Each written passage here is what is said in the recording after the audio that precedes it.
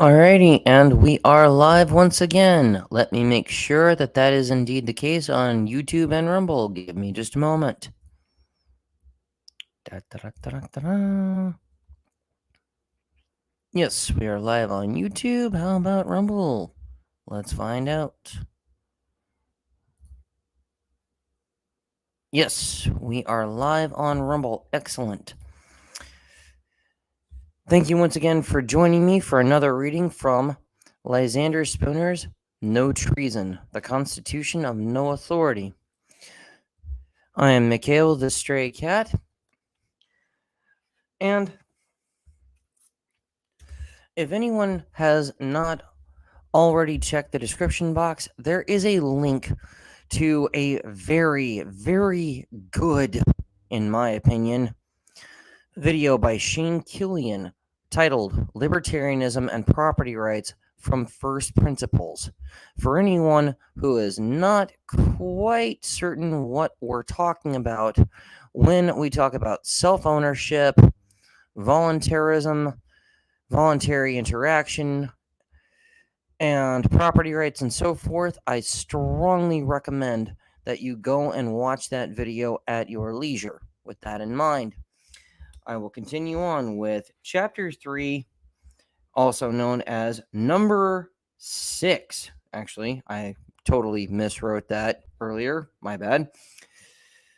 Of Lysander Spooner's No Treason, the Constitution of No Authority. And I find this particular tidbit to be very interesting considering its self-professed title, The Constitution of No Authority. With that in mind, Part 1. The Constitution has no inherent authority or obligation. It has no authority or obligation at all, unless as a contract between man and man. It is not so much as even purport to be a contract between persons now existing. It purports at most to be only a contract between persons living 80 years ago. Please keep in mind, Lysander Spooner lived in the 19th century, so there's that. Keep that in mind. And it can be supposed to have been a contract then only between persons who had already come to years of discretion so as to be competent to make reasonable and obligatory contracts. Furthermore, we know historically that only a small portion, even of the people then existing, were consulted on the subject, or asked, or permitted to express either their consent or dissent in any formal manner. Those persons, if any, who did give their consent formally are all dead now. Most of them have been dead 40, 50, 60, or 70 years. And the Constitution, so far as it was their contract, died with them. They had no natural power or right to make it obligatory upon their children. It is not only plainly impossible in the nature of things that they could bind their posterity, but they did not even attempt to bind them. That is to say, the instrument does not purport to be an agreement between any body but the people then existing, nor does it, either expressly or impliedly, assert any right, power, or disposition on their part to bind anybody but themselves. Let us see. Its language is, quote, "We, the people of the United States, brackets, that is, the people then existing in the United States, end brackets, in order to form a more perfect union, ensure domestic tranquility, provide for the common defense, promote the general welfare, and secure the blessings of liberty to ourselves and our posterity, do ordain and establish this Constitution for the United States of America." End of quote. It is plain, in the first place, that this language, as an agreement, purports to be only what it at most really was, viz., a contract between the people then existing and, of necessity, binding as a contract only upon those then existing. In the second place, the language neither expresses nor implies that they had any intention or desire, nor that they imagine they had any right or power to bind their posterity to live under it. It does not say that their posterity will, shall, or must live under it. It only says, in effect, that their hopes and motives in adopting it were that it might prove useful to their posterity, as well as to themselves, by promoting their union, safety, tranquility, liberty, etc. Suppose an agreement were entered into in this form. We, the people of Boston, agree to maintain a fort on Governor's Island to protect ourselves and our posterity against invasion. This agreement, as an agreement, would clearly bind nobody but the people then existing. Secondly, it would assert no right, power, or disposition on their part to compel their posterity to maintain such a fort. It would only indicate that the supposed welfare of their posterity was one of the motives that induced the original parties to enter into the agreement. When a man says he is building a house for himself and his posterity, he does not mean to be understood as saying that he has any thought of binding them, nor is it to be inferred that he is so foolish as to imagine that he has any right or power to bind them to live in it. So far as they are concerned, he only means to be understood as saying that his hopes and motives in building it are that they, or at least some of them, may find it for their happiness to live in it. So when a man says he is planting a tree for himself and his posterity, he does not mean to be understood as saying that he has any thought of compelling them, nor is it to be inferred that he is such a simpleton as to imagine that he has any right or power to compel them to eat the fruit. So far as they are concerned, he only means to say that his hopes and motives in planting the tree are that its fruit may be agreeable to them. So it was with those who originally adopted the Constitution. Whatever may have been their personal intentions, the legal meaning of their language, so far as their posterity was concerned, simply was that their hopes and motives in entering into the agreement were that it might prove useful and acceptable to their posterity, that it might promote their union, safety, tranquility, and welfare, and that it might tend, quote, to secure to them the blessings of liberty, unquote. The language does not assert, nor at all imply, any right, power, or disposition on the part of the original parties to the agreement to compel their posterity to live under it. If they had intended to bind their posterity to live under it, they should have said that their object was not, quote, to secure to them the blessings of liberty, unquote, but to make slaves of them. For if their posterity are bound to live under it, they are nothing less than the slaves of their foolish, tyrannical, and dead grandfathers. It cannot be said that the Constitution formed, quote, the people of the United States, unquote, for all time, into a corporation. It does not speak of the people as a corporation, but as individuals. A corporation does not describe itself as we, nor as people, nor as ourselves. Nor does a corporation, in legal language, have any posterity. It supposes itself to have, and speaks of itself as having, perpetual existence as a single individuality.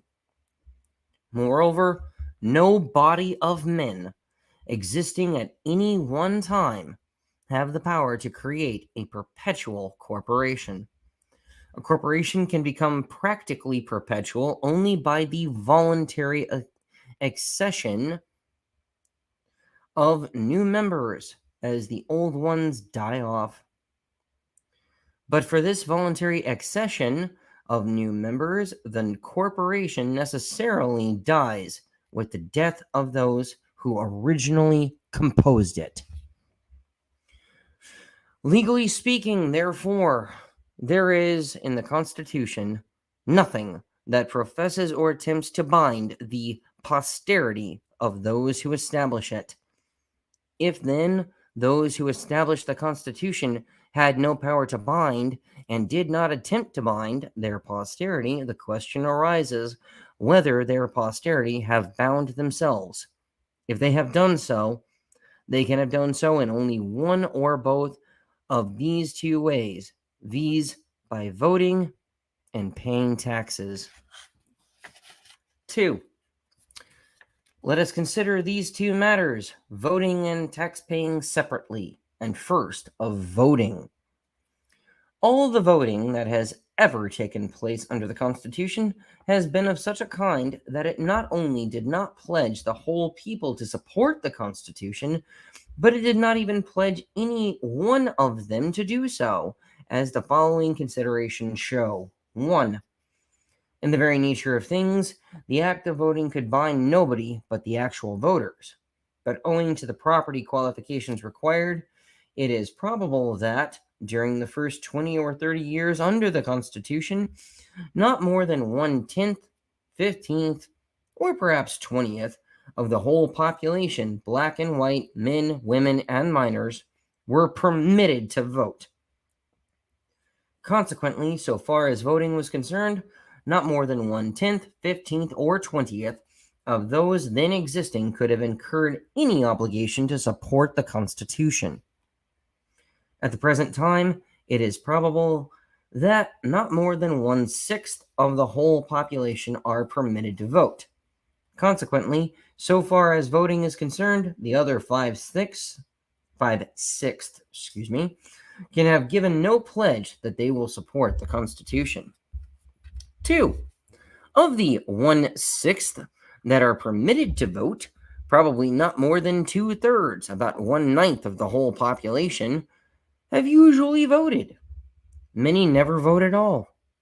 Many vote only once in 2, 3, 5, or 10 years, in periods of great excitement. No one, by voting, can be said to pledge himself for any longer period than that for which he votes. If, for example, I vote for an officer who is to hold his office for only a year, I cannot be said to have thereby pledged myself to support the government beyond that term. Therefore, on the ground of actual voting, it probably cannot be said that more than 1/9 or 1/8 of the whole population are usually under any pledge to support the Constitution. 3. It cannot be said that, by voting, a man pledges himself to support the Constitution unless the act of voting be a perfectly voluntary one on his part. Yet the act of voting cannot properly be called a voluntary one on the part of any very large number of those who do vote. It is rather a measure of necessity imposed upon them by others than one of their own choice. On this point, I repeat what was said in a former number, 1, viz. Quote, in truth, in the case of individuals, their actual voting is not to be taken as proof of consent, even for the time being. On the contrary, it is to be considered that, without his consent, having even been asked, a man finds himself environed by a government that he cannot resist, a government that forces him to pay money, render service, and forego the exercise of many of his natural rights under peril of weighty punishments. He sees, too, that other men practice this tyranny over him by the use of the ballot.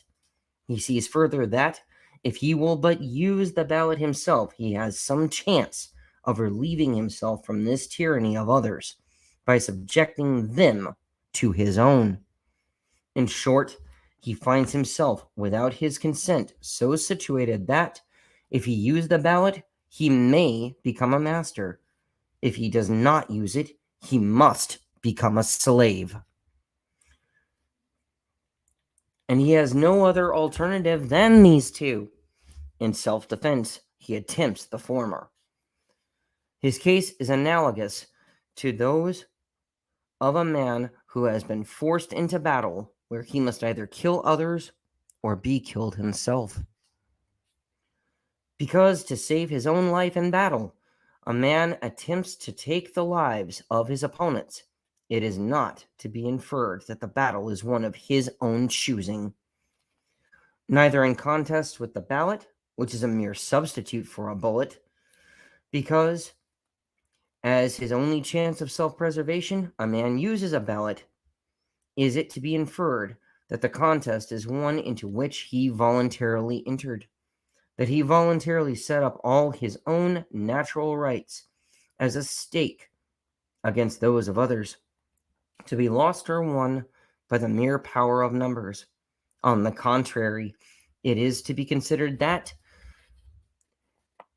in an exigency into which he had been forced by others, and in which no other means of self-defense offered, he, as a matter of necessity, used the only one that was left to him. Quote, doubtless the most miserable of men, under the most oppressive government in the world, if allowed the ballot, would use it, if they could see any chance of thereby ameliorating their condition. But it would not, therefore, be a legitimate inference that the government itself that crushes them was one which they had voluntarily set up or even consented to. Quote, therefore, a man's voting under the Constitution of the United States is not to be taken as evidence that he ever freely assented to the Constitution, even for the time being. Consequently, we have no proof that any very large portion, even of the actual voters of the United States, ever really and voluntarily consented to the Constitution, even for the time being.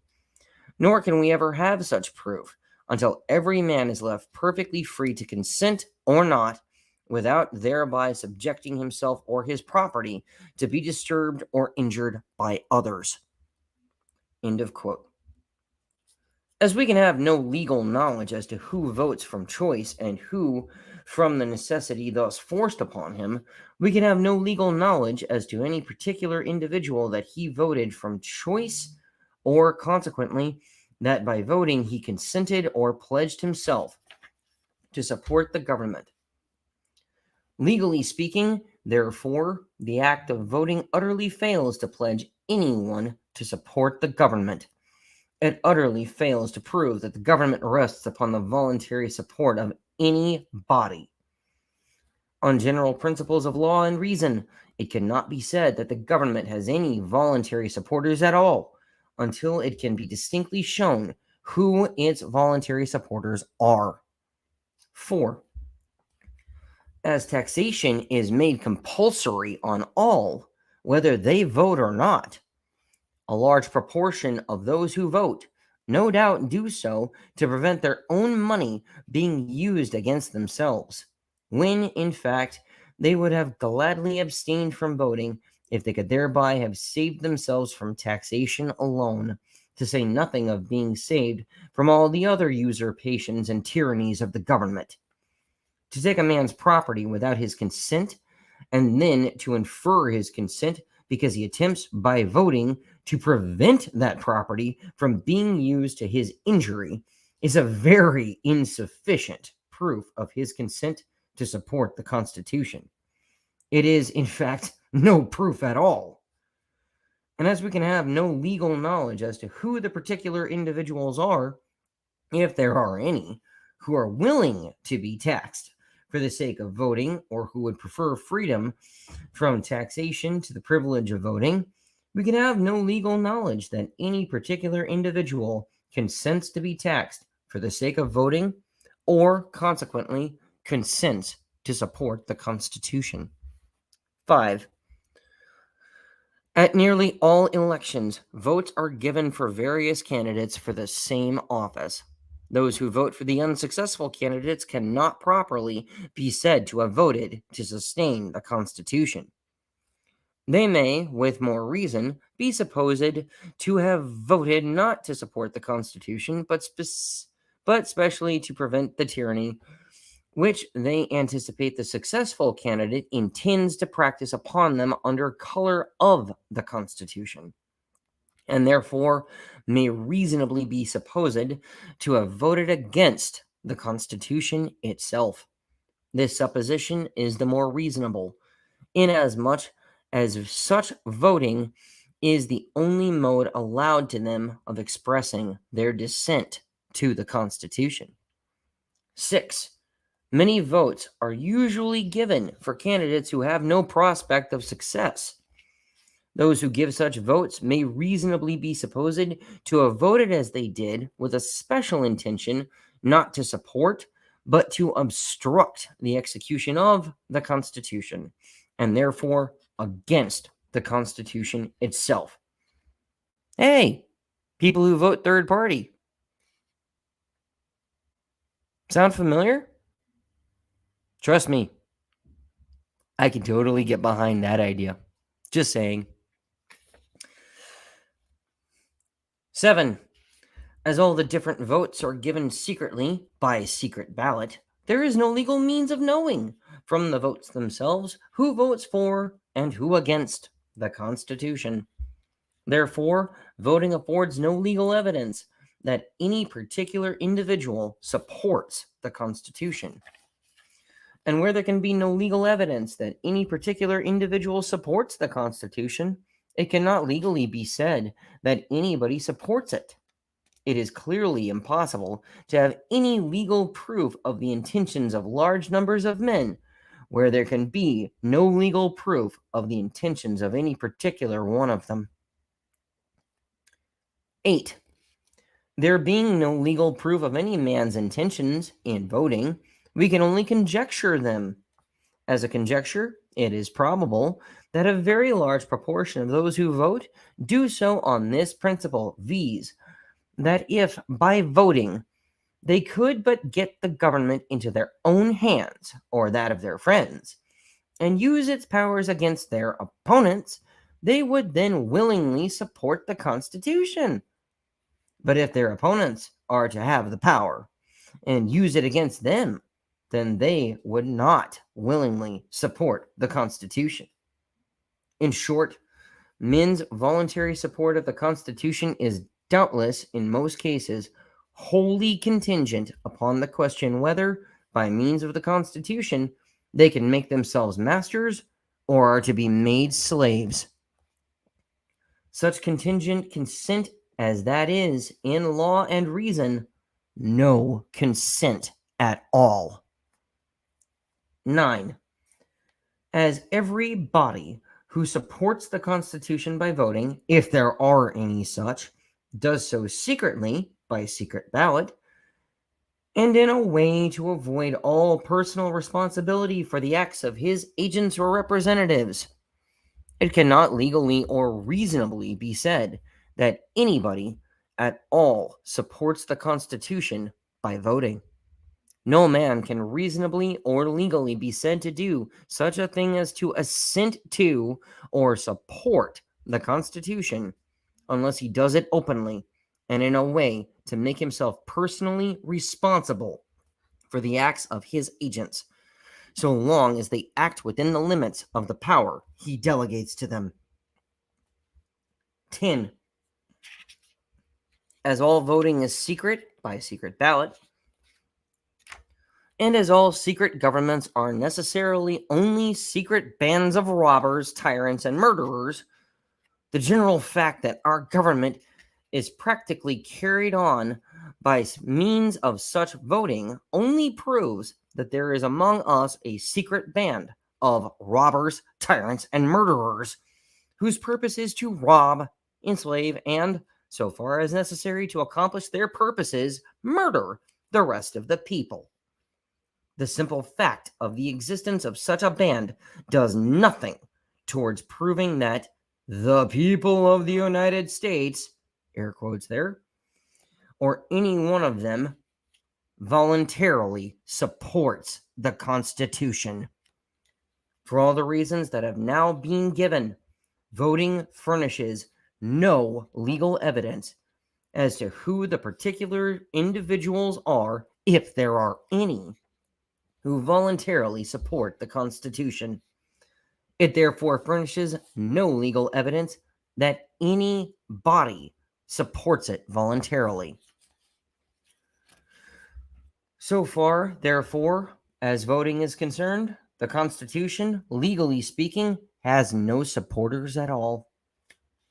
And, as matter of fact, there is not the slightest probability that the Constitution has a single bona fide supporter in the country. That is to say, there is not the slightest probability that there is a single man in the country who both understands what the Constitution really is and sincerely supports it for what it really is. The ostensible supporters of the Constitution, like the ostensible supporters of most other governments, are made up of three classes, viz. 1. Knaves, a numerous and active class who can see in the government an instrument which they can use for their own aggrandizement or wealth. 2.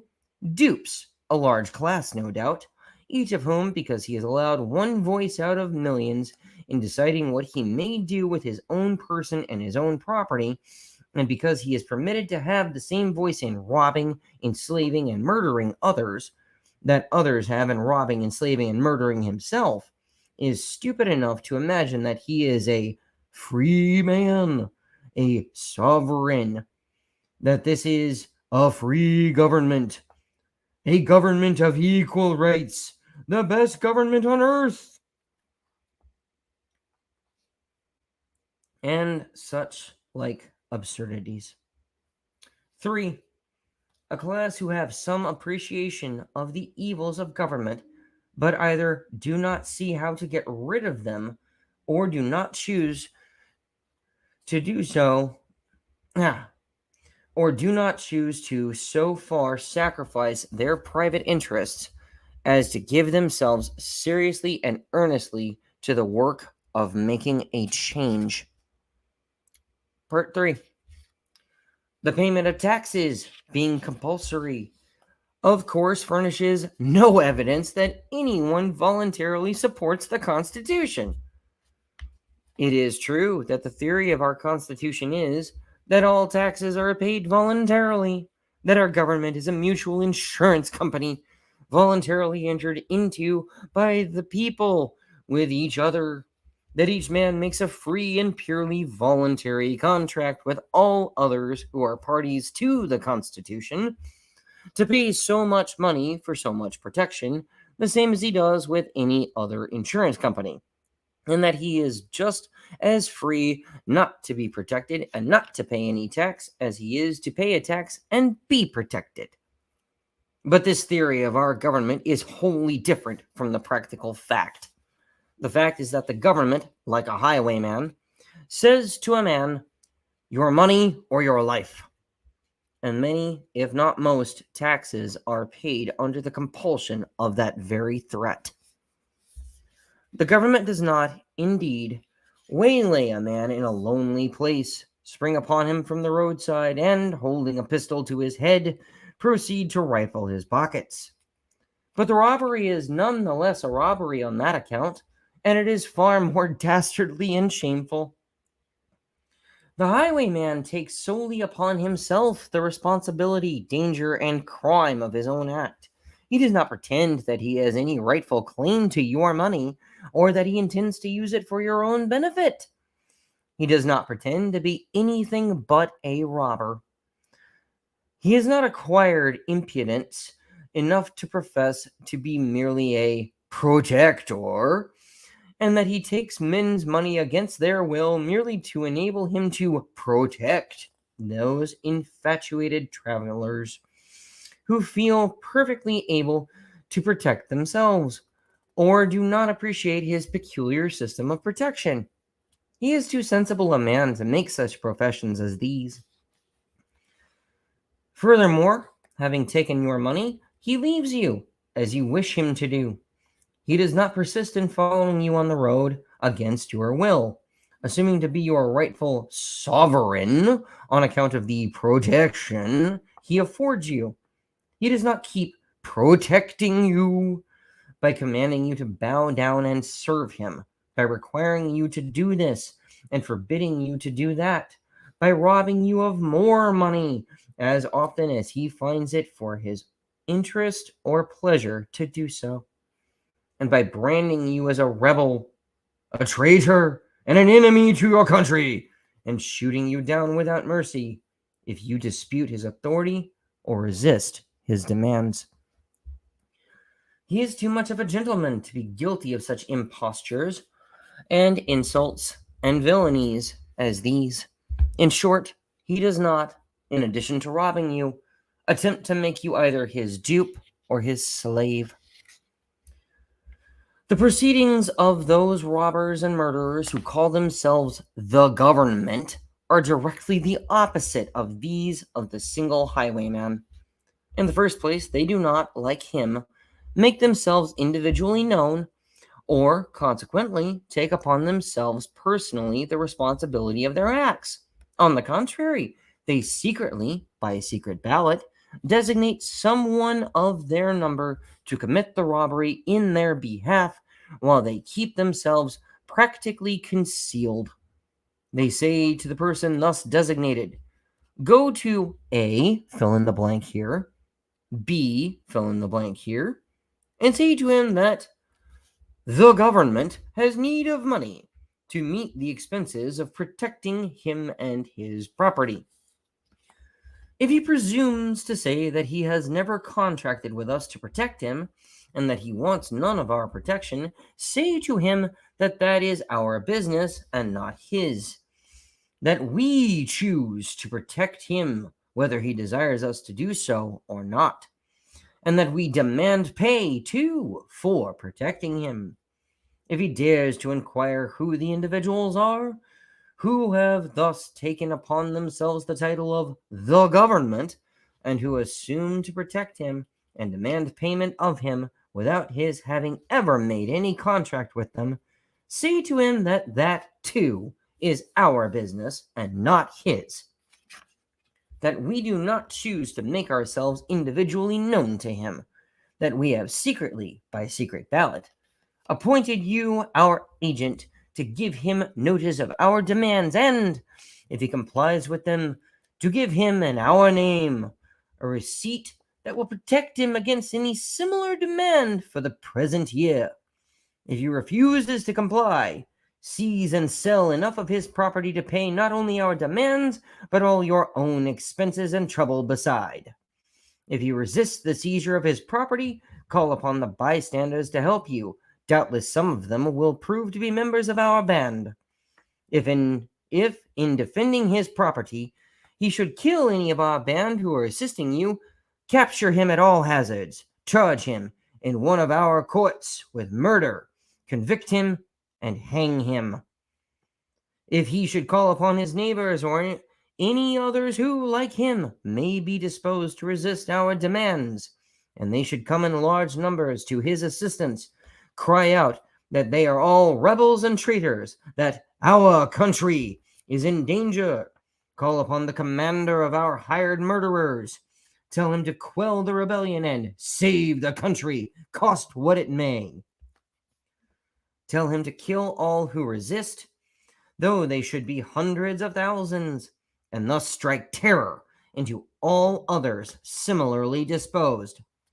See that the work of murder is thoroughly done, that we may have no further trouble of this kind hereafter. When these traitors shall have thus been taught our strength and our determination, they will be good, loyal citizens for many years, and pay their taxes without a why or wherefore. It is under such compulsion as this that taxes, so-called, are paid. And how much proof the payment of taxes affords that the people consent to support the government, it needs no further argument to show. 2. Still another reason why the payment of taxes implies no consent or pledge to support the government is that the taxpayer does not know, and has no means of knowing, who the particular individuals are who compose the government.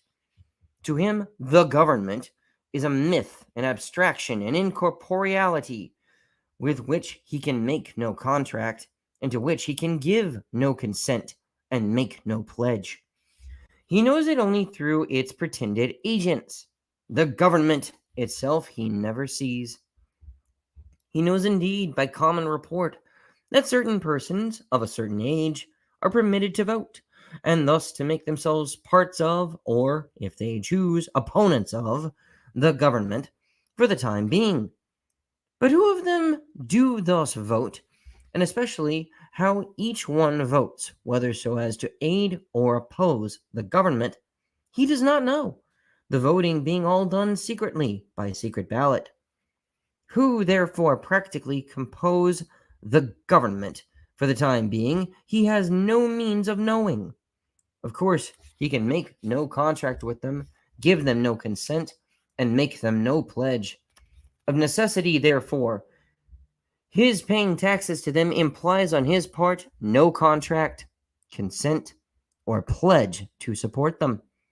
That is, to support the government or the Constitution. 3. Not knowing who the particular individuals are who call themselves the government, the taxpayer does not know whom he pays his taxes to. All he knows is that a man comes to him, representing himself to be the agent of the government. That is, the agent of a secret band of robbers and murderers who have taken to themselves the title of the government and have determined to kill everybody who refuses to give them whatever money they demand. To save his life, he gives up his money to this agent. But as this agent does not make his principles individually known to the taxpayer, the latter, after he has given up his money, knows no more who are the government, that is, who were the robbers, than he did before. To say, therefore, that by giving up his money to their agent, he entered into a voluntary contract with them, that he pledges himself to obey them, to support them, and to give them whatever money they should demand of him in the future, is simply ridiculous. 4. All political power, as it is called, rests practically upon this matter of money.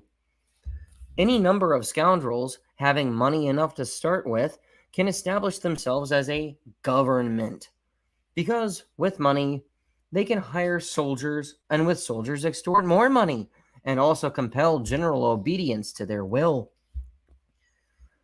It is with government as Caesar said it was in war, that money and soldiers mutually supported each other, that with money he could hire soldiers, and with soldiers extort money. So these villains who call themselves governments well understand that their power rests primarily upon money. With money they can hire soldiers, and with soldiers extort money. And when their authority is denied, the first use they always make of money is to hire soldiers to kill or subdue all who refuse them more money. For this reason, whoever desires liberty should understand these vital facts, viz. 1. That every man who puts money into the hands of a government, so-called, puts into its hands a sword which will be used against him to extort more money from him, and also to keep him in subjection to its arbitrary will. 2. That those who will take his money without his consent in the first place will use it for his further robbery and enslavement if he presumes to resist their demands in the future. 3. That it is a perfect absurdity to suppose that any body of men would ever take a man's money without his consent for any such object as they profess to take it for, viz. That of protecting him, for why should they wish to protect him if he does not wish them to do so? To support that they would do so is just as absurd as it would be to suppose that they would take his money without his consent for the purpose of buying food or clothing for him when he did not want it. 4. If a man wants protection, he is competent to make his own bargains for it, and nobody has any occasion to rob him in order to protect him against his will. 5. That the only security men can have for their political liberty consists in their keeping their money in their own pockets until they have assurances, perfectly satisfactory to themselves, that it will be used as they wish it to be used for their benefit and not for their injury. 6. That no government, so called, can reasonably be trusted for a moment, or reasonably be supposed to have honest purposes in view any longer than it depends wholly upon voluntary support. These facts are all so vital and so self-evident that it cannot reasonably be supposed that anyone will voluntarily pay money to a government for the purpose of securing its protection unless he first makes an explicit and purely voluntary contract with it for that purpose. It is perfectly evident, therefore, that neither such voting nor such payment of taxes as actually takes place proves anybody's consent or obligation to support the Constitution. Consequently, we have no evidence at all that the Constitution is binding upon anybody, or that anybody is under any contract or obligation whatever to support it, and nobody is under any obligation to support it. 4. The Constitution not only binds nobody now, but it never did bind anybody. It never bound anybody because it was never agreed to by anybody in such a manner as to make it on general principles of law and reason binding upon him. It is a general principle of law and reason that a written instrument binds no one until he has signed it. This principle is so inflexible a one that even though a man is unable to write his name, he must still, quote, make his mark, unquote, before he is bound by a written contract. This custom was established ages ago, when few men could write their names, when a clerk, that is, a man who could write, was so rare and valuable a person that even if he were guilty of high crimes, he was entitled to pardon on the ground that the public could not afford to lose his services. Even at that time, a written contract must be signed, and men who could not write either, quote, made their mark, unquote, or signed their contracts by stamping their seals upon wax affixed to the parchment on which their contracts were written.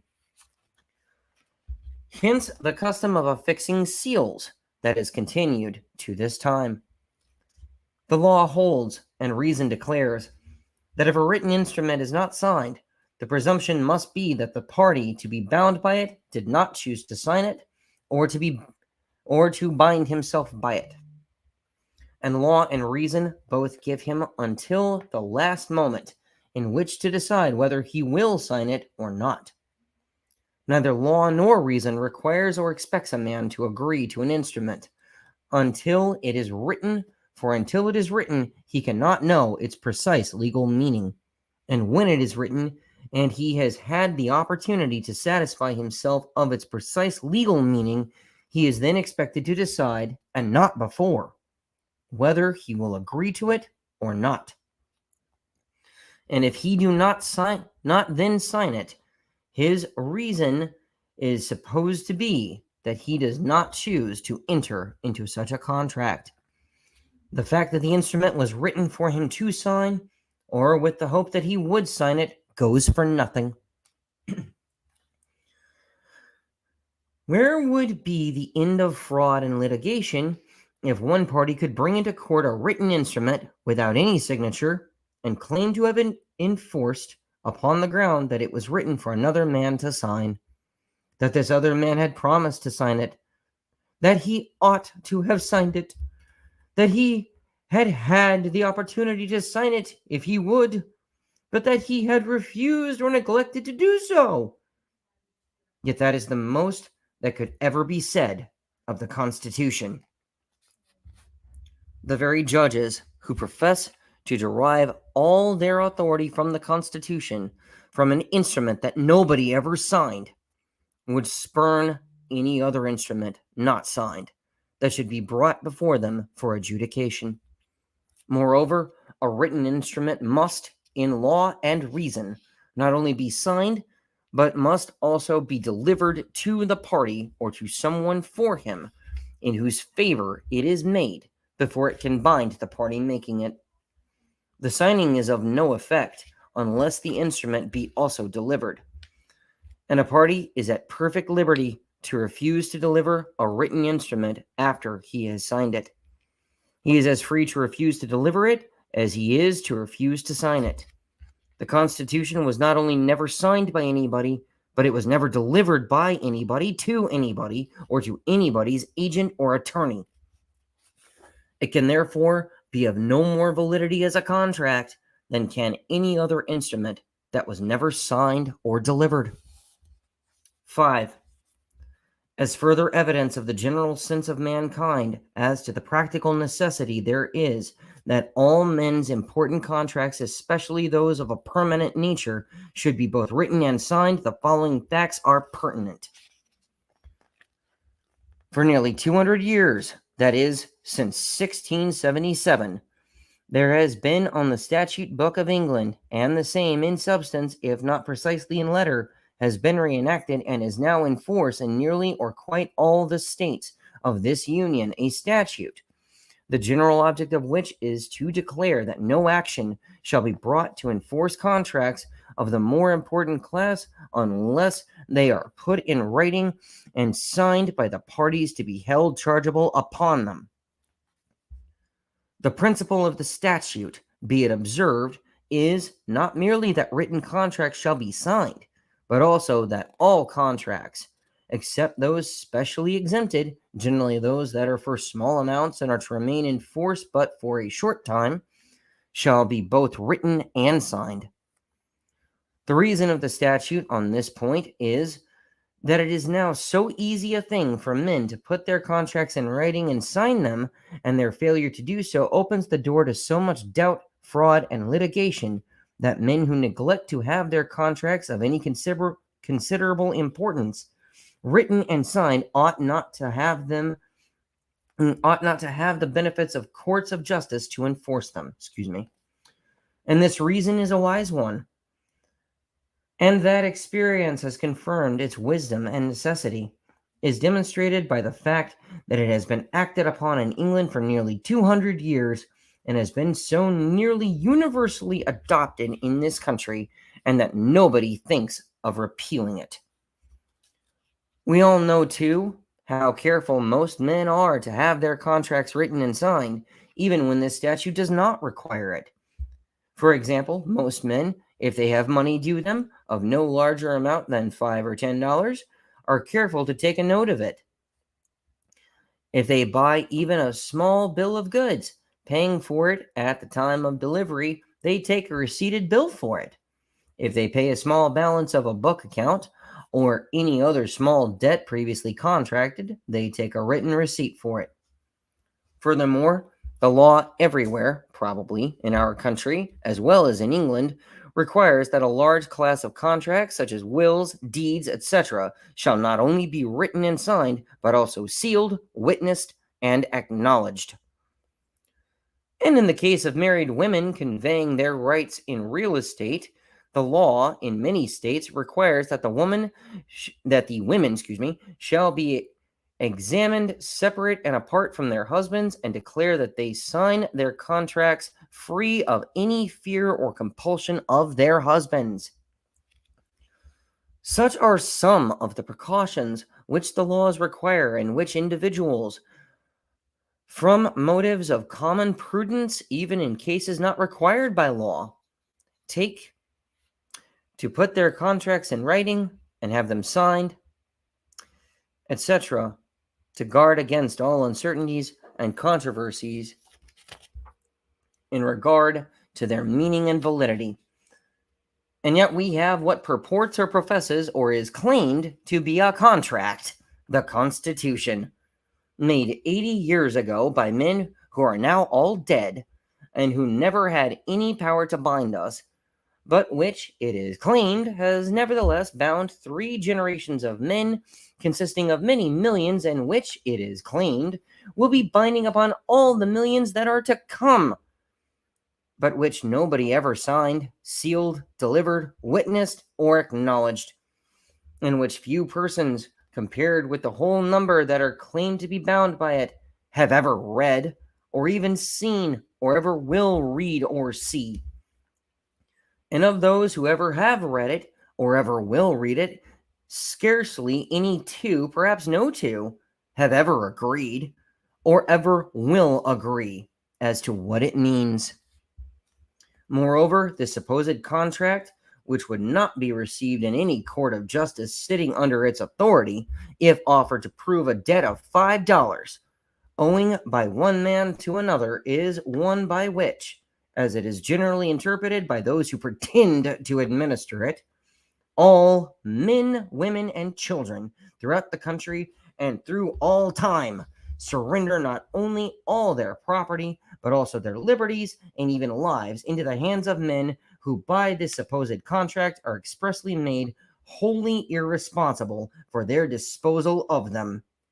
And we are so insane or so wicked as to destroy property and lives without limit in fighting to compel men to fulfill a supposed contract, which, inasmuch as it has never been signed by anybody, is, on general principles of law and reason, such principles as we are all governed by in regard to other contracts, the merest waste of paper, binding upon nobody, fit only to be thrown into the fire, or, if preserved only to serve as a witness and a warning of the folly and wickedness of mankind. 6. It is no exaggeration, but a literal truth, to say that, by the Constitution, not as I interpret it, but as it is interpreted by those who pretend to administer it, the properties, liberties, and lives of the entire people of the United States are surrendered unreservedly into the hands of men who, it is provided by the Constitution itself, shall never be questioned as to any disposal they make of them. Thus, the Constitution, Article 1, Section 6, provides that, quote, for any speech or debate or vote in either house, they, the senators and representatives, shall not be questioned in any other place, unquote. Think on that. That's very telling, just saying. The whole law-making power is given to these senators and representatives when acting by a 2/3 vote, and this provision protects them from all responsibility for the laws they make. The Constitution also enables them to secure the execution of all their laws by giving them power to withhold the salaries of and to impeach and remove all judicial and executive officers who refuse to execute them. Thus, the whole power of the government is in their hands, and they are made utterly irresponsible for the use they make of it. What is this but absolute irresponsible power? It is no answer to this view of the case to say that these men are under oath to use their power only within certain limits. For what care they, or what should they care, for oaths or limits when it is expressly provided by the Constitution itself that they shall never be questioned or held to any responsibility whatever for violating their oaths or transgressing these limits.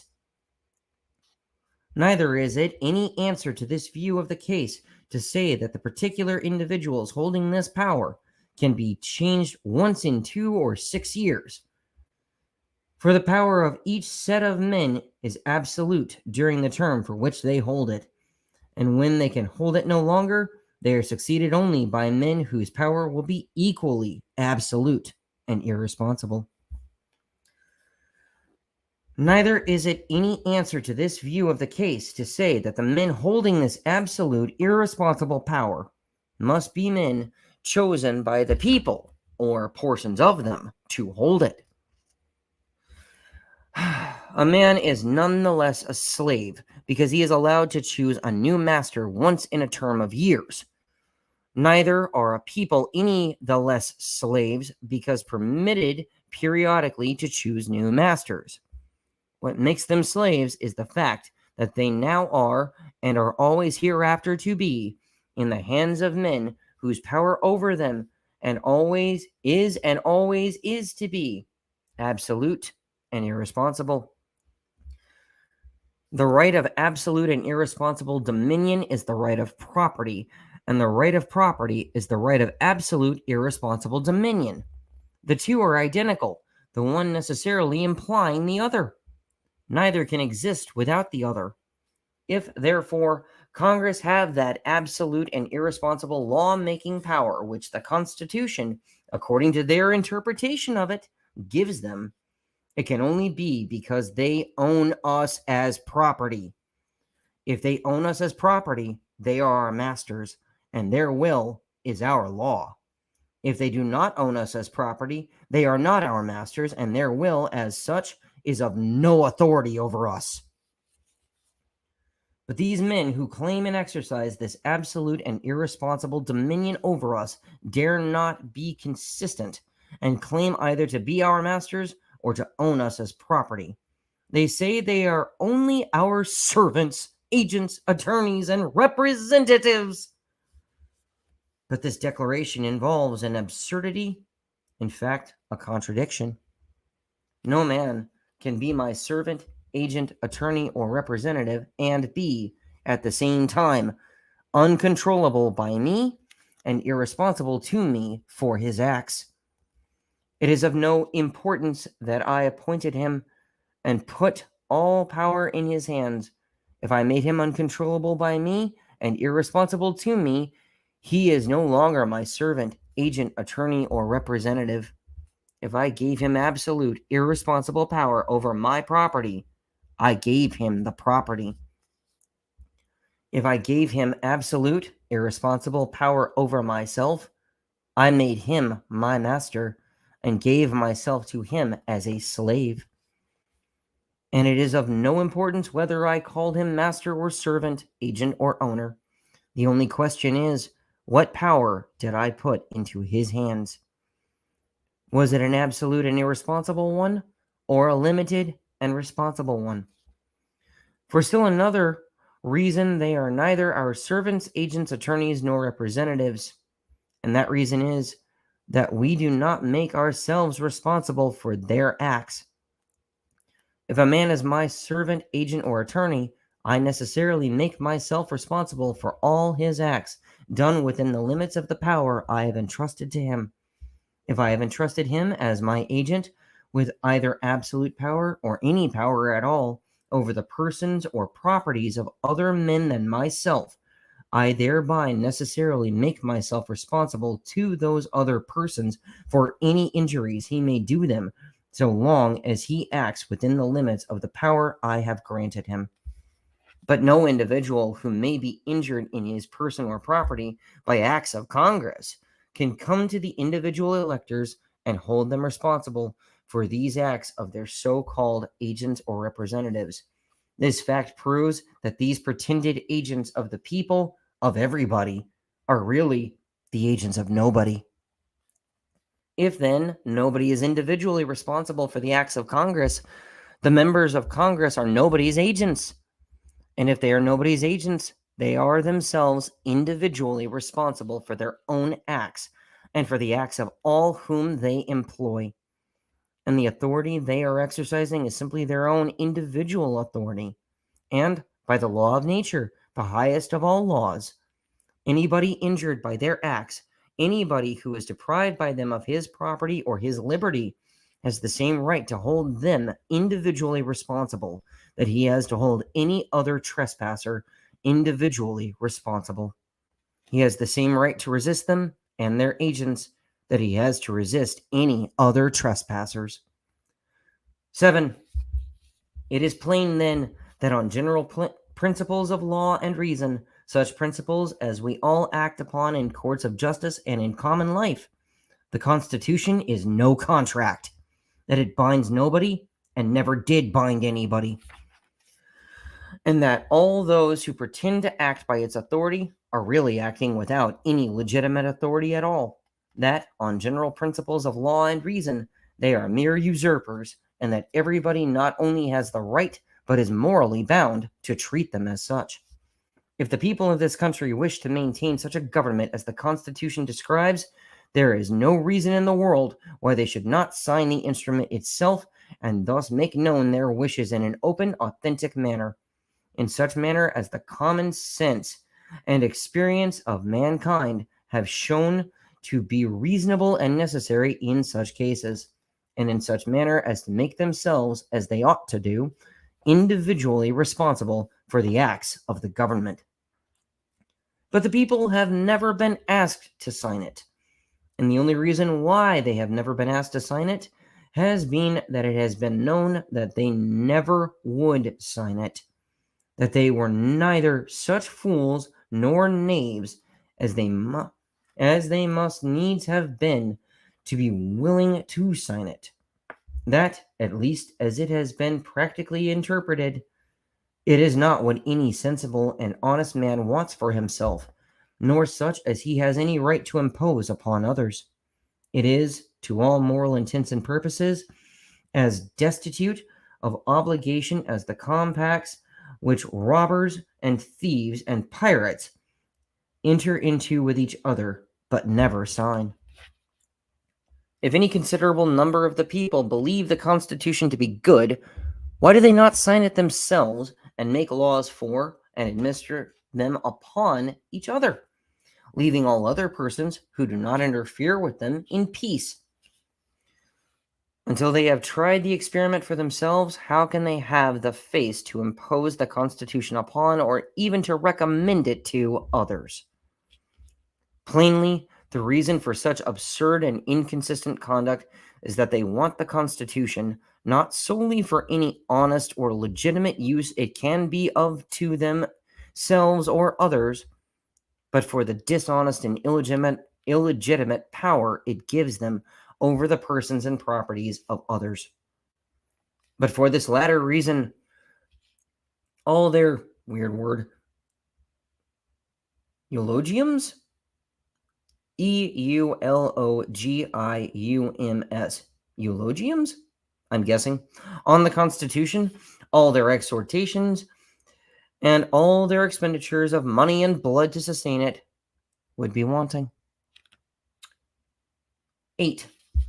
The Constitution itself, then, being of no authority, on what authority does our government practically rest?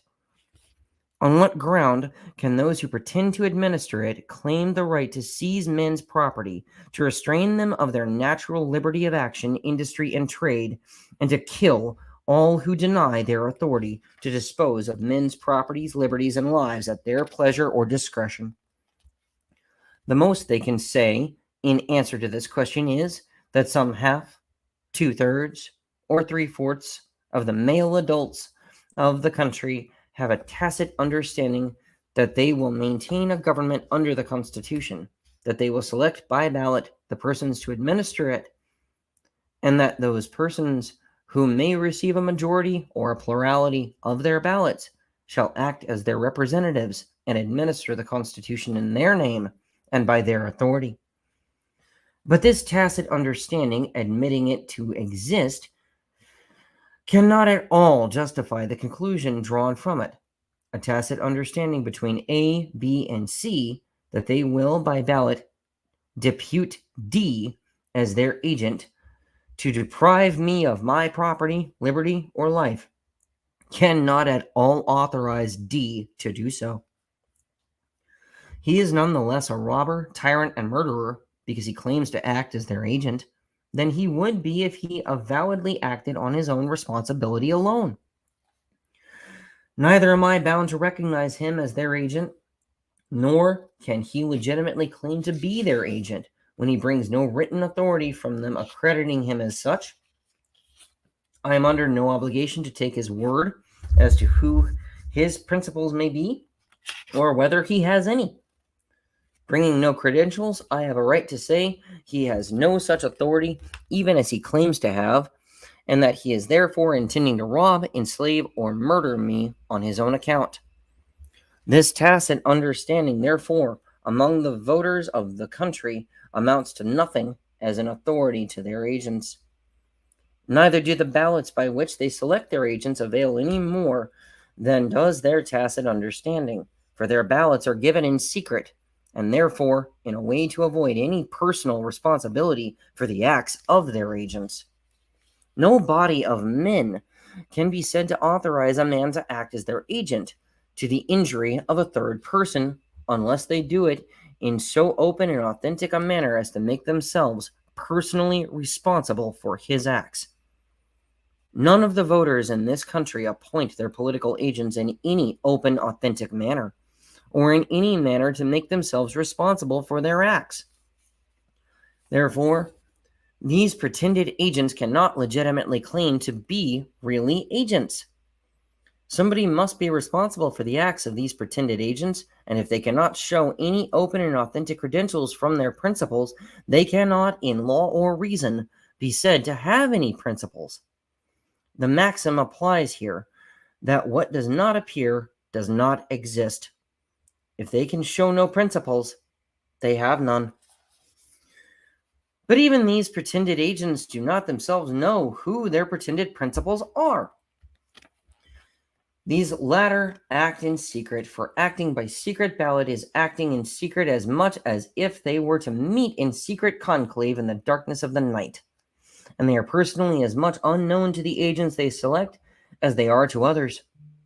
No pretended agent, therefore, can ever know by whose ballots he is selected, or consequently, who his real principles are. Not knowing who his principles are, he has no right to say that he has any.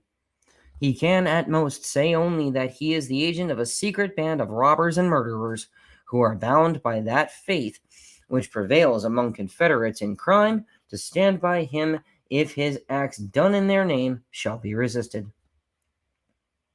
Men honestly engaged in attempting to establish justice in the world have no occasion thus to act in secret, or to appoint agents to do acts for which they, the principals, are not willing to be responsible. The secret ballot makes a secret government, and a secret government is a secret band of robbers and murderers. Open despotism is better than this. The single despot stands out in the face of all men and says, "I am the state. My will is law. I am your master. I take the responsibility of my acts. The only arbiter I acknowledge is the sword. If anyone denies my right, let him try conclusions with me." But a secret government is little less than a government of assassins. Under it, a man knows not who his tyrants are until they have struck, and perhaps not even then. He may guess beforehand as to some of his immediate neighbors, but he really knows nothing. The man to whom he would most naturally fly for protection may prove an enemy when the time of trial comes. This is the kind of government we have, and it is the only one we are likely to have until men are ready to say, "We will consent to no constitution except such a one as we are neither ashamed nor afraid to sign, and we will authorize no government to do anything in our name which we are not willing to be personally responsible for." 9. What is the motive to the secret ballot? This, and only this. Like other confederates in crime, those who use it are not friends, but enemies, and they are afraid to be known, and to have their individual doings known, even to each other. They can contrive to bring about a sufficient understanding to enable them to act in concert against other persons, but beyond this, they have no confidence and no friendship among themselves. In fact, they are engaged quite as much in schemes for plundering each other as in plundering those who are not of them. And it is perfectly well understood among them that the strongest party among them will, in certain contingencies, murder each other by the hundreds of thousands, as they lately do, to accomplish their purposes against each other. Hence they dare not be known, and have their individual doings known, even to each other. And this is avowedly the only reason for the ballot, for a secret government, a government by secret bands of robbers and murderers. And we are insane enough to call this liberty. To be a member of this secret band of robbers and murderers is esteemed a privilege and an honor. Without this privilege, a man is considered a slave, but with it, a free man. With it, he is considered a free man because he has the same power to secretly, by secret ballot, procure the robbery, enslavement, and murder of another man that other man has to procure his robbery, enslavement, and murder. And this they call equal rights. If any number of men, many or few, claim the right to govern the people of this country, let them make and sign an open compact with each other to do so. Let them thus make themselves individually known to those whom they propose to govern, and let them thus openly take the legitimate responsibility of their acts. How many of those who now support the Constitution will ever do this? How many will ever dare openly claim their right to govern, or take the legitimate responsibility of their acts? Not one. 10. It is obvious that, on general principles of law and reason, there exists no such thing as a government created by, or resting upon, any consent, compact, or agreement of the people of the United States with each other, that the only visible, tangible, responsible government that exists is that of a few individuals only who act in concert and call themselves by the several names of senators, representatives, presidents, judges, marshals, treasurers, collectors, generals, colonels, captains, etc. On general principles of law and reason, it is of no importance whatever that these few individuals profess to be the agents and representatives of the people of the United States, since they can show no credentials from the people themselves. They were never appointed as agents or representatives in any open, authentic manner. They do not themselves know and have no means of knowing, and cannot prove who their principals, as they call them, are individually, and consequently cannot, in law or reason, be said to have any principles at all. It is obvious, too, that if these alleged principals ever did appoint these pretended agents or representatives, they appointed them secretly by secret ballot, and in a way to avoid all personal responsibility for their acts, that, at most, these alleged principals put these pretended agents forward for the most criminal purposes, viz., to plunder the people of their property and restrain them of their liberty, and that the only authority that these alleged principals have for so doing is simply a tacit understanding among themselves that they will imprison, shoot, or hang every man who resists the exactions and restraints which their agents or representatives may impose upon them. Thus, it is obvious that the only visible, tangible government we have is made up of these professed agents or representatives of a secret band of robbers and murderers who, to cover up or gloss over their robberies and murders, have taken to themselves the title of the people of the United States, and who, on the pretense of being the people of the United States, assert their right to subject to their dominion and to control and dispose of at their pleasure all property and persons found in the United States. 11. On general principles of law and reason, the oaths which these pretended agents of the people take to support the Constitution are of no validity or obligation. And why? For this, if for no other reason, viz., that they are given to nobody. There is no privity, as the lawyers say, that is, no mutual recognition, consent, and agreement between those who take these oaths and any other persons. If I go upon Boston Common, and in the presence of 100,000 people, men, women, and children, with whom I have no contract on the subject, take an oath that I will enforce upon them the laws of Moses, of Lycurgus, probably mispronouncing that, of Solon, of Justinian, or of Alfred, that oath is, on general principles of law and reason, of no obligation. It is of no obligation not merely because it is intrinsically a criminal one, but also because it is given to nobody and consequently pledges my faith to nobody.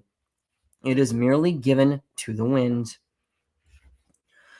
It would not alter the case at all to say that among these 100,000 persons in whose presence the oath was taken, there were 2, 3, or 5,000 male adults who had secretly, by secret ballot, and in a way to avoid making themselves individually known to me or to the remainder of the 100,000, designated me as their agent to rule, control, plunder, and, if need be, murder these 100,000 people. The fact that they had designated me secretly and in a manner to prevent my knowing them individually prevents all privity between them and me, and consequently makes it impossible that there can be any contract or pledge of faith on my part towards them, for it is impossible that I can pledge my faith in any legal sense to a man whom I neither know nor have any means of knowing individually. So far as I am concerned, then, these 2, 3, or 5,000 persons are a secret band of robbers and murderers who have secretly, and in a way to save themselves from all responsibility for my acts, designated me as their agent, and have, through some other agent or pretended agent, made their wishes known to me. But being, nevertheless, individually unknown to me and having no open, authentic contract with me, my oath is, on general principles of law and reason, of no validity as a pledge of faith to them. And being no pledge of faith to them, it is no pledge of faith to anybody. It is mere idle wind. At most, it is only a pledge of faith to an unknown band of robbers and murderers, whose instrument for plundering and murdering other people I thus publicly confess myself to be. And it has no other obligation than a similar oath given to any other unknown body of pirates, robbers, and murderers. For these reasons, the oath taken by members of Congress to support the Constitution are on general principles of law and reason of no validity. They are not only criminal in themselves and therefore void, but they are also void for the further reason that they are given to nobody. It cannot be said that, in any legitimate or legal sense, they are given to the people of the United States, because neither the whole nor any large proportion of the whole people of the United States ever, either openly or secretly, appointed or designated these men as their agents to carry the Constitution into effect. The great body of the people, that is, men, women, and children, were never asked or even permitted to signify in any formal manner, either openly or secretly, their choice or wish on the subject. The most that these members of Congress can say in favor of their appointment is simply this: each one can say for himself, I have evidence satisfactory to myself that there exists, scattered throughout the country, a band of men having a tacit understanding with each other and calling themselves the people of the United States, whose general purposes are to control and plunder each other and all other persons in the country, and, so far as they can, even in neighboring countries, and to kill every man who shall attempt to defend his person and property against their schemes of plunder and dominion. Who these men are, individually, I have no certain means of knowing, for they sign no papers and give no open, authentic evidence of their individual membership. They are not known individually even to each other. They are apparently as much afraid of being individually known to each other as of being known to other persons. Hence, they ordinarily have no mode either of exercising or of making known their individual membership, otherwise than by giving their votes secretly for certain agents to do their will. But although these men are individually unknown both to each other and to other persons, it is generally understood in the country that none but male persons of the age of 21 years and upwards can be members. It is also generally understood that all male persons born in the country having certain complexions and, in some localities, certain amounts of property, and in certain cases, even persons of foreign birth, are permitted to be members. But it appears that usually not more than 1/2, 2/3, or in some cases 3/4 of all who are thus permitted to become members of the band ever exercise or consequently prove their actual membership. in the only mode in which they ordinarily can exercise or prove it, viz., by giving their votes secretly for the officers or agents of the band. The number of these secret votes, so far as we have any account of them, varies greatly from year to year, thus tending to prove that the band, instead of being a permanent organization, is a merely pro tempore affair with those who choose to act with it for the time being. The gross number of these secret votes, or what purports to be their gross number in different localities, is occasionally published. Whether these reports are accurate or not, we have no means of knowing. It is generally supposed that great frauds are often committed in depositing them. They are understood to be received and counted by certain men who are themselves appointed for that purpose by the same secret process by which all other officers and agents of the band are selected. According to the reports of these receivers of votes, for whose accuracy or honesty, however, I cannot vouch, and according to my best knowledge of the whole number of male persons in my district who, it is supposed, were permitted to vote, it would appear that 1/2, 2/3, or 3/4 actually did vote. Who the men were individually who cast these votes, I have no knowledge, for the whole thing was done secretly. But of the secret votes thus given for what they call a member of Congress, the receivers reported that I had a majority, or at least a larger number than any other person. And it is only by virtue of such a designation that I am now here to act in concert with other persons similarly selected in other parts of the country. It is understood among those who sent me here that all the persons so selected will, on coming together at the city of Washington, take an oath in each other's presence to support the Constitution of the United States. By this is meant a certain paper that was drawn up 80 years ago. It was never signed by anybody, and apparently has no obligation, and never had any obligation as a contract. In fact, few persons ever read it, and doubtless much the largest number of those who voted for me and the others never even saw it, or now pretend to know what it means. Nevertheless, it is often spoke of in the country as the Constitution of the United States. And for some reason or another, the men who sent me here seem to expect that I and all with whom I act will swear to carry this Constitution into effect. I am therefore ready to take this oath and to cooperate with all others similarly selected who are ready to take the same oath.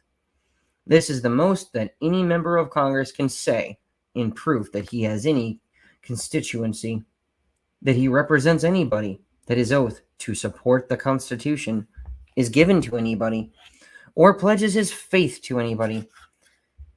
He has no open, written, or other authentic evidence, such as is required in all other cases, that he was ever appointed the agent or representative of anybody. He has no written power of attorney from any single individual. He has no such legal knowledge as is required in all other cases, by which he can identify a single one of those who pretend to have appointed him to represent them. Of course, his oath professedly given to them to support the Constitution is, on general principles of law and reason, an oath given to nobody. It pledges his faith to nobody. If he fails to fulfill his oath, not a single person can come forward and say to him, "You have betrayed me or broken faith with me." No one can come forward and say to him, "I appointed you my attorney to act for me. I required you to swear that, as my attorney, you would support the Constitution. You promised me that you would do so, and now you have forfeited the oath you gave to me." No single individual can say this. No open, avowed, or responsible association or body of men can come forward and say to him, "We appointed you our attorney to act for us. We required you to swear that, as our attorney, you would support the Constitution. You promised us that you would do so, and now you have forfeited that oath you gave to us."